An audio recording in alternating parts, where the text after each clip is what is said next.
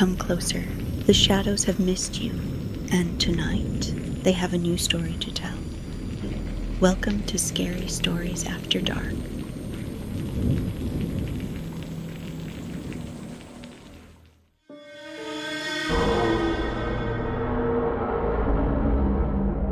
Apollo Mercer killed the engine 2 houses down and let the truck tick itself cool in the fog.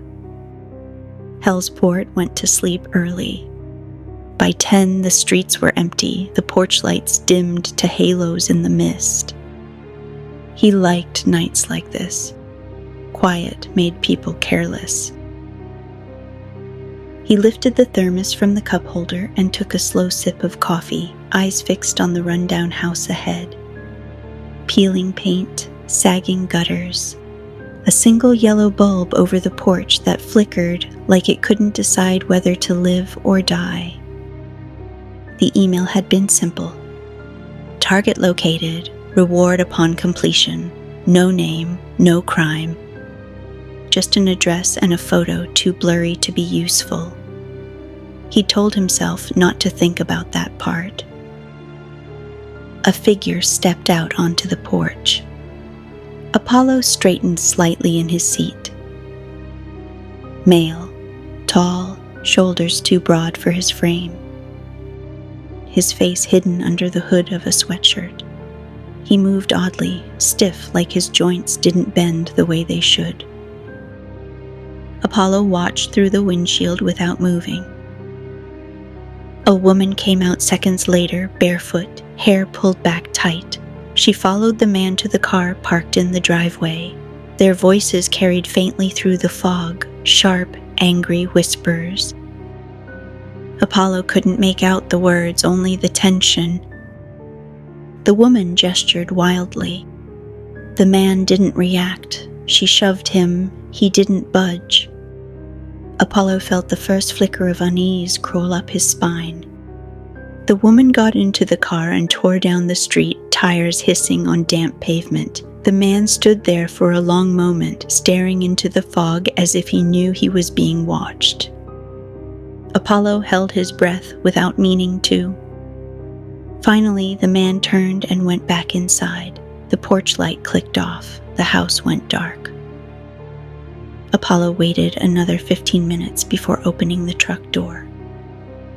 Cold air wrapped around him.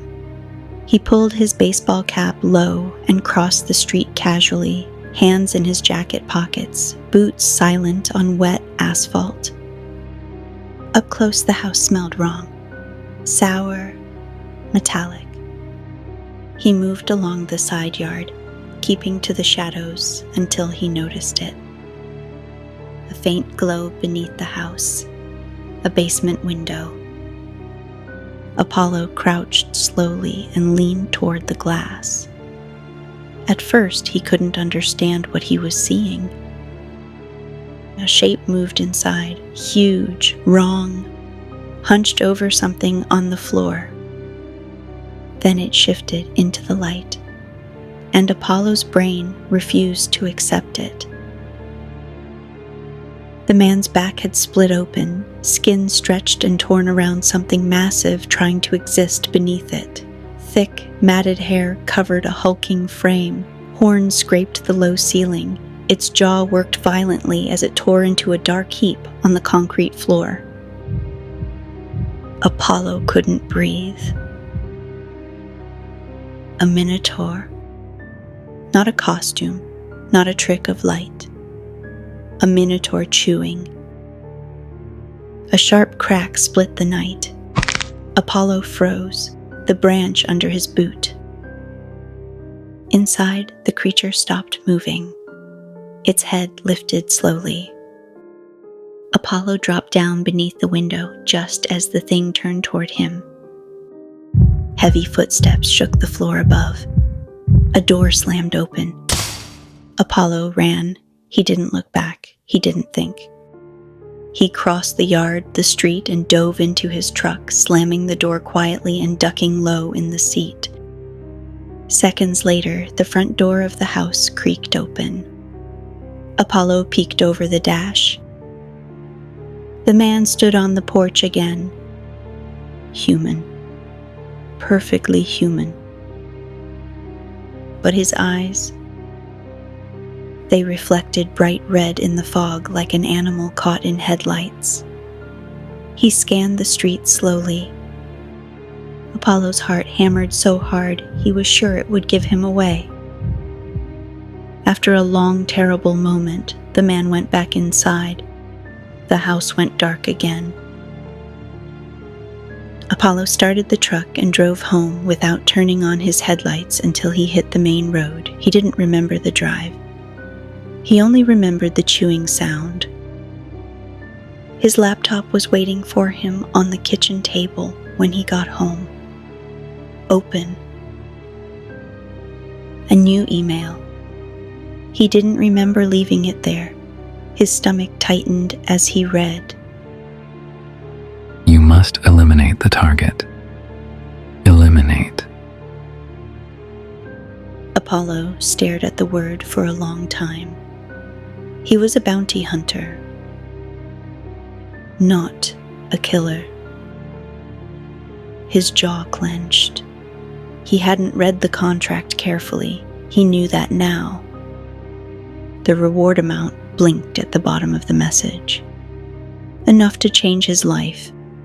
Enough to justify anything. Apollo closed the laptop slowly. His reflection stared back at him in the dark screen. He looked the same, but something behind his eyes had shifted. And he knew, with a certainty that made him feel sick. He was going back tomorrow night. Apollo stopped at the diner just after sunrise. The same booth, the same chipped mug, the same waitress who didn't bother asking what he wanted anymore. "Rough night?" she asked casually as she poured the coffee. "Something like that," Apollo replied. He watched steam curl upward as the diner filled with the soft clatter of plates and low conversation. Morning sunlight made everything feel harmless. Ordinary. No one here smelled blood. No one here knew what lived beneath the town. Apollo drank his coffee slowly and told himself the unease would pass.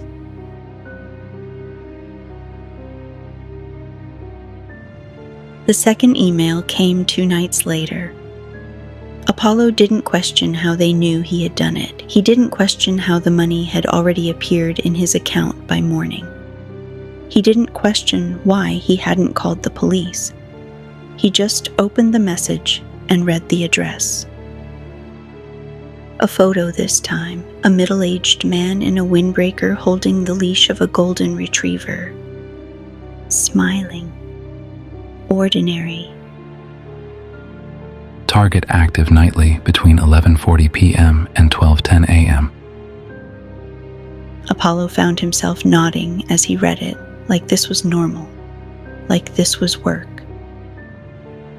The park sat on the edge of Hell's Port, where the streetlights thinned and the trees crowded close to the walking path.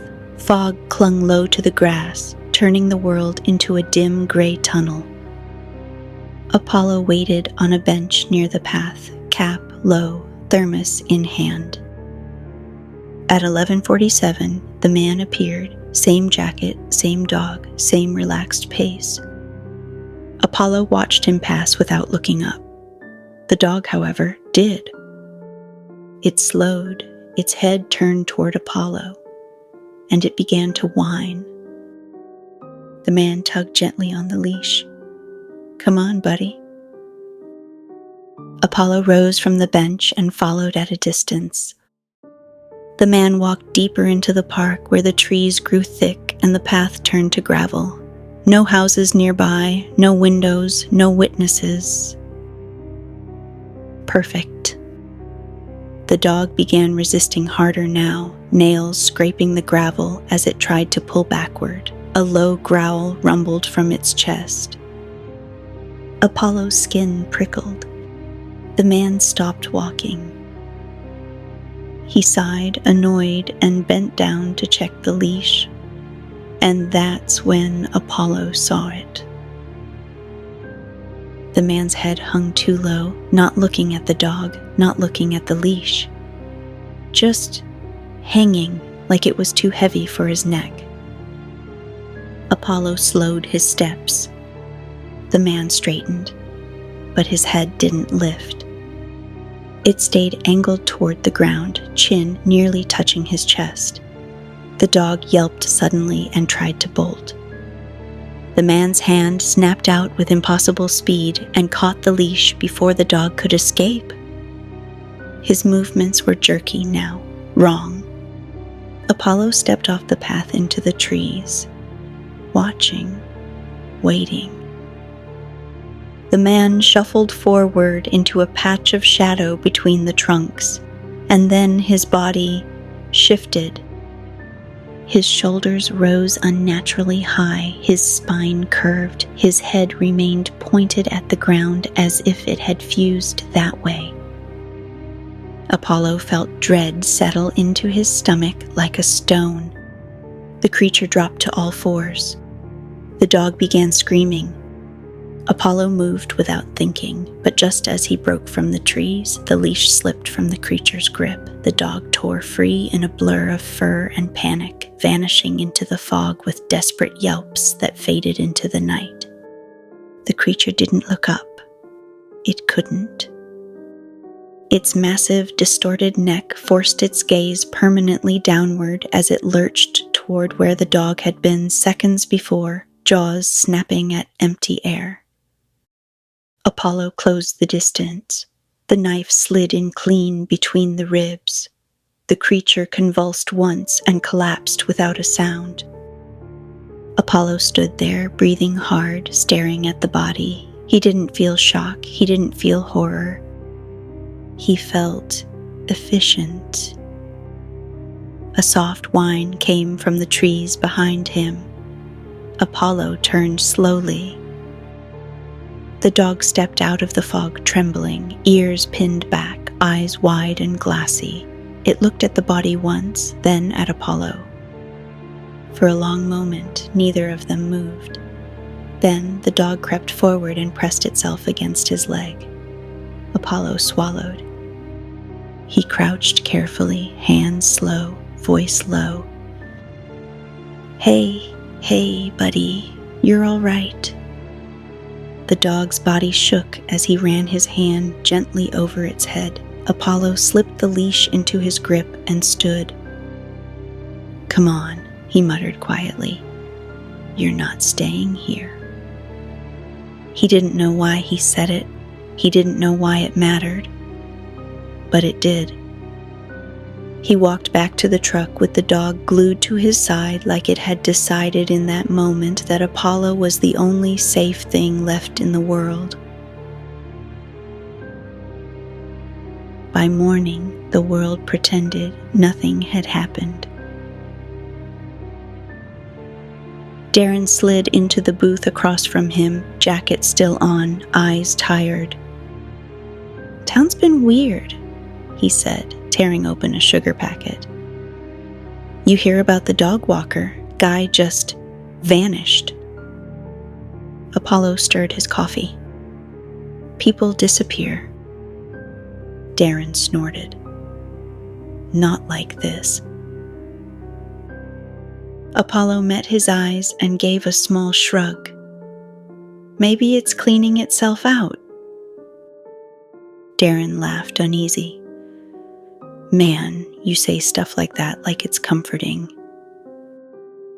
Apollo smiled politely, finished his coffee.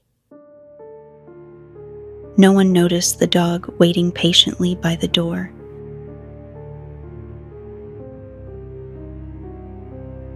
Apollo didn't name the dog.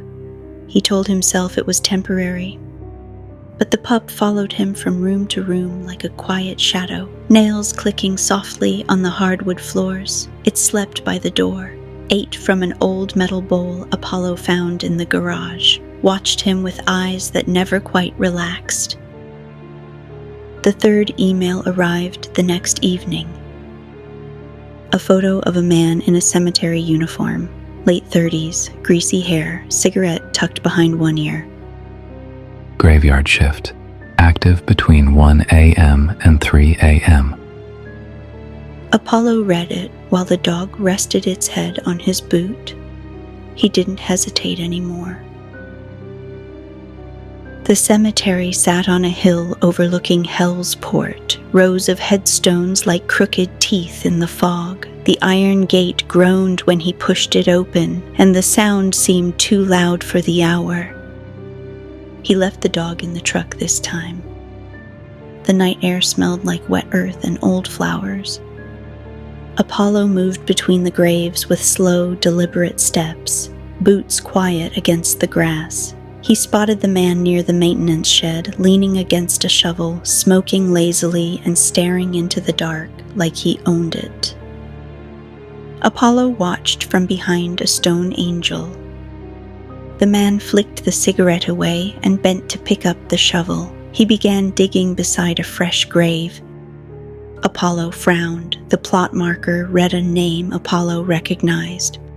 A missing person from 3 months ago. The man dug for several minutes before stopping suddenly. His head tilted, like he'd heard something. Apollo froze. The man sniffed the air. Then his back began to swell. Apollo felt his stomach drop. Bones shifted under skin with sickening fluid pops. His shoulders widened grotesquely. Something pushed against his ribs from the inside, stretching the fabric of his uniform until the seams split. A second head forced its way out from his side, jaws snapping and drooling. A third bulged beneath his spine, teeth gnashing as it emerged. Apollo watched a man become something with too many mouths. The creature let out a sound that didn't belong in this world. A layered growl made of multiple throats trying to speak at once. Apollo moved before he could think. He rushed from behind the statue, blade already in hand. The creature lunged blindly, its head snapping in different directions, confused and furious. Apollo ducked the first bite, drove the knife into the man's chest, and shoved with all his weight.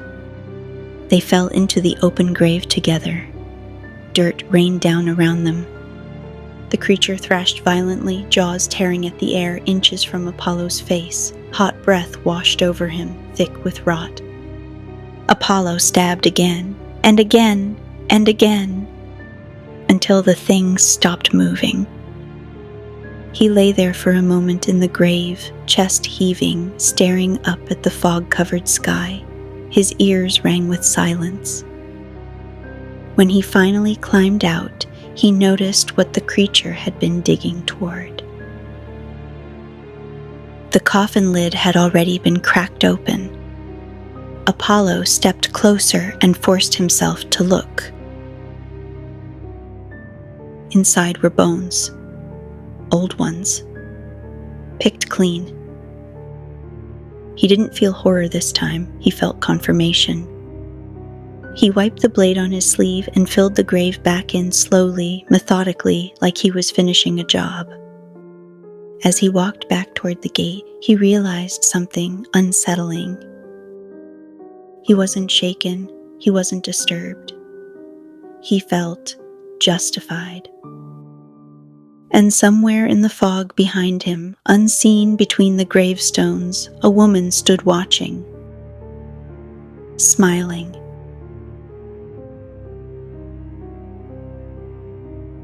His phone rang while he was cleaning the knife. He wiped his hands and answered. "Hi, Ma." "Just checking in," she said warmly. "You eating right?" "Yeah." "You sound tired." Apollo glanced at the dog curled on the floor, breathing slow and steady. "Work's busy."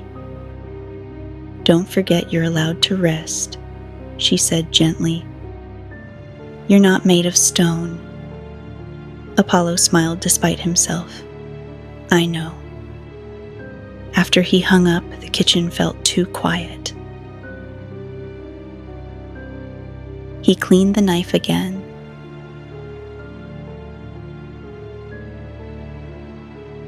Apollo started sleeping through the night. That was new. No dreams, no jolting awake, no replaying what he'd seen. Just a heavy, blank dark that swallowed him whole until morning.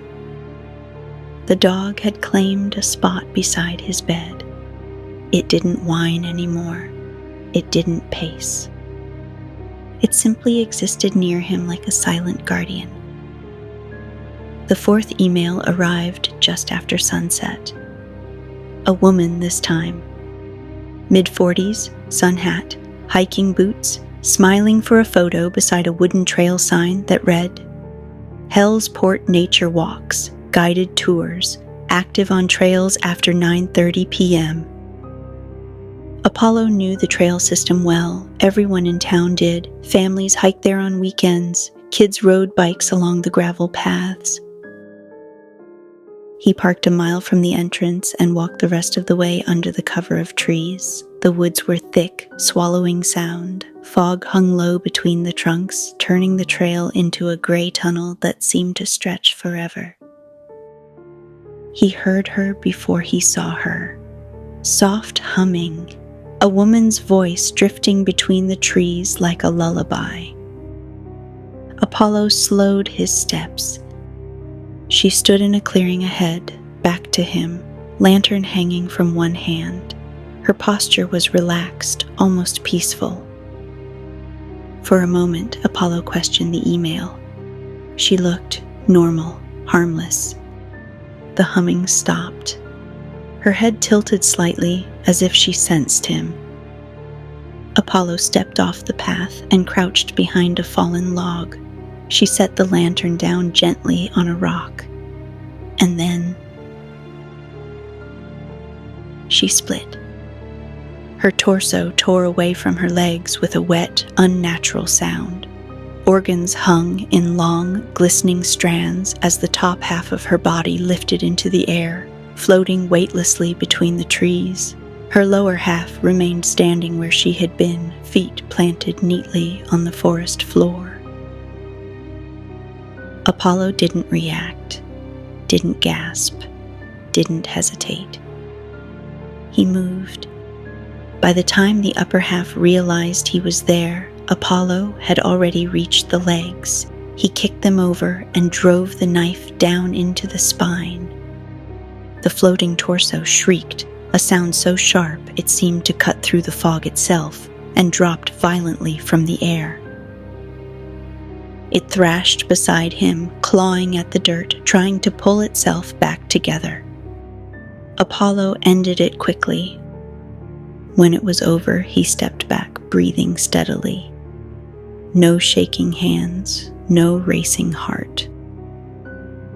Just the quiet rustle of leaves settling again. He wiped his blade clean on the moss. That's when he noticed the sign nailed to a nearby tree. A backpack hung from it. Apollo stared at it for a long time. Then he cut it down and placed it gently on the trail. Tomorrow, someone would find it. Tomorrow, someone would have answers. He walked back through the woods without looking over his shoulder, and for the first time since this began, Apollo felt like he was good at this.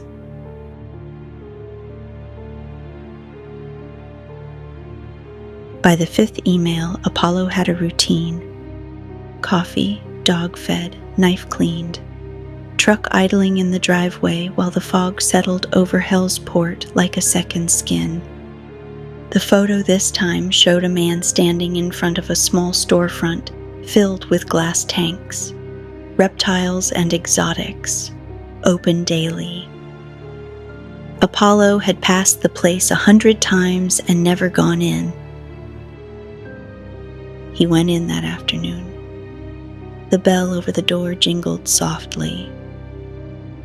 Heat lamps hummed, the air smelled like damp earth and something sour underneath it. Snakes coiled lazily in their tanks, scales catching the yellow light like oil on water. The man behind the counter smiled politely, mid-50s, wire glasses, calm eyes. Looking for anything in particular? Apollo shook his head. Just curious. He walked slowly past the tanks. Every snake in the room turned its head toward him. At the same time, Apollo felt a ripple pass through his skin. The man watched him without blinking. That night, Apollo parked across the street and waited. The shop lights went out at 10:03 p.m. At 11:18, a faint glow appeared in the back room. Apollo crossed the street quietly and circled behind the building. A small window revealed the interior. He crouched. Inside, the man stood shirtless before a mirror, and his reflection wasn't his own. Snakes writhed where his hair should be, hissing and twisting around a face that was still somehow calm. His eyes glowed faintly green in the dim light. Apollo watched the man run his hands slowly over the snakes like someone grooming their hair before bed. Then the man's gaze shifted. Not to the mirror, to the window, to Apollo. Apollo didn't duck, didn't panic. He simply moved. The back door splintered inward under his shoulder. The man didn't scream, didn't run. He turned slowly, snakes lifting and hissing in a chorus that filled the room. Apollo didn't look at his face. He kept his eyes on the chest and drove the knife forward with brutal precision. The snakes lashed wildly, snapping at the air as the man fell backward into a rack of tanks. Glass shattered, reptiles spilled onto the floor in a chaotic slide of scales and broken water. Apollo stepped back as the body convulsed once and went still. He stood there surrounded by dozens of slithering forms, breathing evenly. He didn't feel disturbed. He felt sharp, aware, alive. As he left through the shattered doorway, he noticed someone standing across the street in the fog. A woman, still, watching. The same woman from the first night. Apollo stared at her. She smiled faintly, then turned and walked into the mist without a sound. Apollo didn't follow, but for the first time, he wanted to.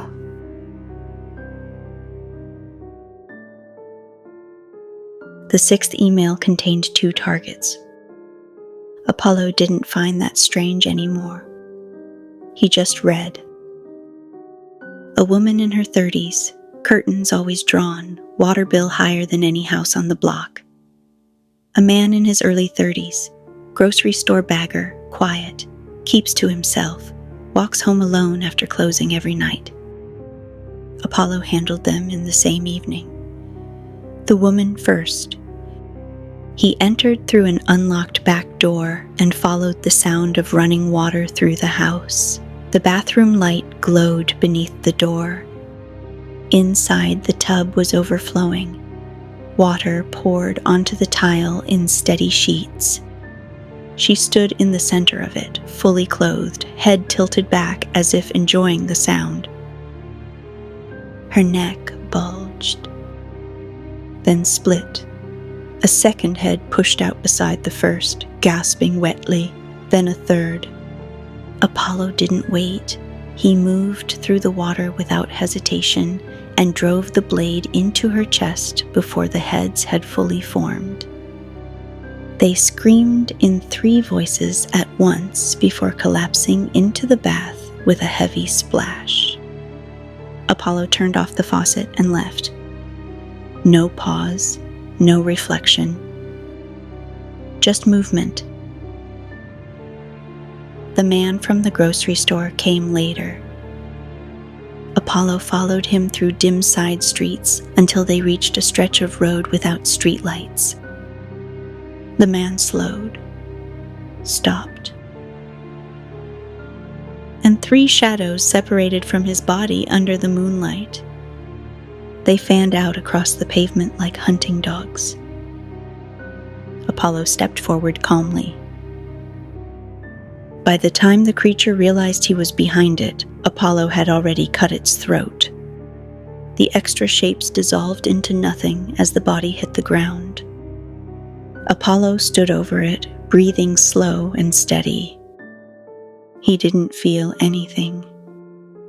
Not guilt, not fear, not relief. Just readiness. As he wiped the blade clean, he heard footsteps behind him. Soft, measured. Apollo turned. The woman stood at the end of the street, half veiled by fog. She looked at him like he was something fascinating. "Do you even know what you are?" she asked gently. Her voice was calm, almost kind. Apollo didn't answer. She smiled, then turned and walked away. Apollo didn't chase her. He went home. And for the first time, he felt something that almost resembled anticipation. The laptop was already open on the kitchen table. A new email waited. He didn't need to read it to know, but he did anyway.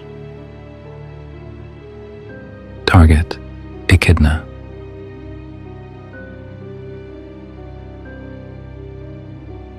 Apollo didn't rush this one. He didn't scout her during the day. He didn't sit in the truck with coffee. He walked. Through the fog, through the sleeping streets of Hell's Port, knife heavy in his jacket pocket, boots steady against the pavement. He knew she would find him, and she did.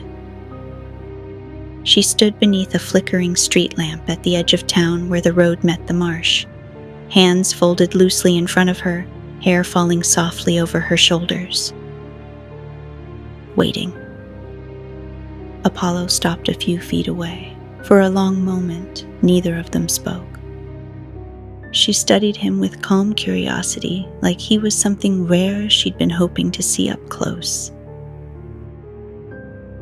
"You're different now," she said gently. Apollo didn't answer. Her eyes flicked to his jacket pocket. "They made you very good at this." "They?" Apollo asked. She smiled faintly. "You still think this is your choice?" The fog drifted between them like slow smoke. "Do you even know what you are?" she asked quietly. Apollo's jaw tightened. "I know what you are." She tilted her head. "No," she said softly. "You don't." For the first time since this began, Apollo felt something unfamiliar. Not fear, not anger. Uncertainty. She took a small step closer. He noticed then how still the night had become. No wind, no insects, no distant traffic. Just them. "I didn't run," she said. "I didn't hide." Apollo's hand tightened around the knife. "Why?" he asked. Her smile didn't change. "Because you were never hunting us."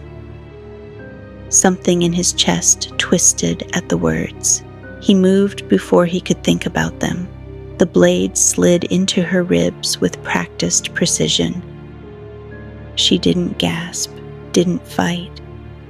She simply looked at him with something that almost resembled pity. "Now you'll see," she whispered.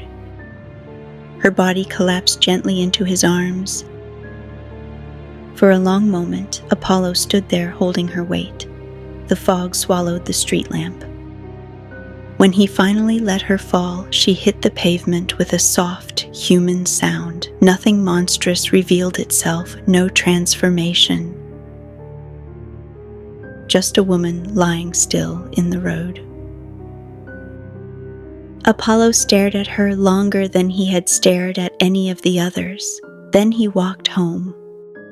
The dog greeted him at the door with a quiet wag of its tail. Apollo scratched behind its ears absent-mindedly and moved to the kitchen table. The laptop was already open, waiting. He sat down slowly. A new email filled the screen. No greeting, no instructions, just a photo. Apollo's breath caught in his throat. It was him, standing in the fog under the street lamp, taken minutes ago. Below it, a description. Target Apollo Mercer. Species unknown. Reward pending.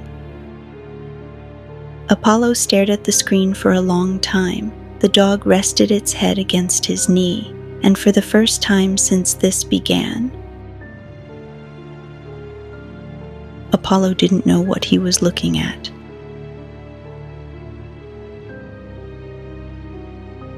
I keep seeing the first house. The porch light trying to stay alive, the fog sitting low in the street, and him, standing there, looking out into the dark like he knew someone was watching. I remember telling myself I was different from whatever he became. I remember believing that. But when he lifted his head and his eyes caught the light, they shined back at me. Bright, animal, certain. I thought I was seeing the monster. I think I was seeing the future. Every night after that, it got easier. The knife, the waiting, the way I stopped asking questions, like something had already filled out the paperwork for me. Like all I had to do was show up. If they're looking for a monster now, if they finally turned the camera around, I don't know when it happened. I don't know when I crossed over. I just know the last thing I remember feeling human about was running. And tonight, I walked home.